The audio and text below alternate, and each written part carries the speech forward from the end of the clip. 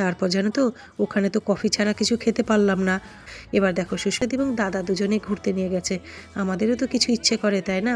কিন্তু রঞ্জনাদির না আবার মায়ের বাড়িতে যাবার ছিল, তাই রঞ্জনাদি নেমে গেল, আমি আর নামলাম না। বরকে ডেকে নিলাম। মানুষটা তো একদম বেরোতে চায় না, মনের কোণে জানো তো খচখচ করে যে মানুষটা ঘরে আছে। কিন্তু আজকে না এলো, কারণ আমরা যেখানে এই রেস্টুরেন্টটায় বসে আছে গ্রিল উইল, এখানকার যিনি মালিক বাবুদা, তারপর সুস্মিতাদির বরেরই বন্ধু।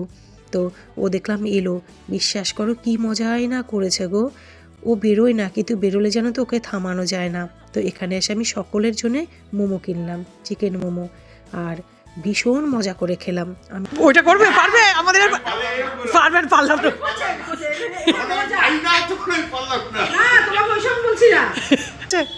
এই করেছে হাসবে দেখবে না, বললাম না এখানে।